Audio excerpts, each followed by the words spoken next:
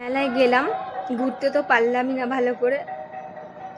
একটা urgent phone আসলো বরের, সেই কারণে ওর বেরিয়ে যেতে হবে, একটু কাজ বেরোবে, সেই কারণে মানে মন্দিরের ভেতরে তো যাইনি ঠিক মতন। দোকানপাটগুলো মানে কিছু কিনবো ভেবেছিলাম, সেটাও করা হয়নি। তারপরে কিছু তো খাইনি, মানে শুধু মুখে মেলার থেকে বাড়িতে আসলাম। মানে জাস্ট দোকানগুলোতে একটু ঘুরছিলাম সবে, ঠিক আছে, একটু কিনতাম কিছু। আর একটা ব্যাগ আর কি, প্রথম দিকেই আর কি ভাগ্যিস ভালো যে ব্যাগটা পছন্দ হয়েছে, দামে ঠিকঠাক হয়ে গেছে, তাই জন্য প্রথম দিকেই নিয়ে চলে এসেছি। এই যে এই ব্ল্যাক কালারের ব্যাগটা, নাই তো এটাও কেনা হতো না। যদি ভাবতাম যে বাড়িতে যাওয়ার সময় কিনে নেব, তাহলে আর কেনা হতো না, কারণ আর্জেন্ট তাড়াতাড়ি করে বড় গাড়িটা চালিয়ে তারপর নিয়ে চলে আসলো। মানে শুধু মুখে মেলাটায় ঘুরে আসলাম। ঘুরে আসাও ভুল হবে, মেলাতে ঘুরতেই পারিনি, মাত্র সবে সবে গিয়েছিলাম, দোকানপাট দেখছিলাম, এই ব্যাগটা পছন্দ হয়েছে, ব্যাগটা জাস্ট কিনেছি।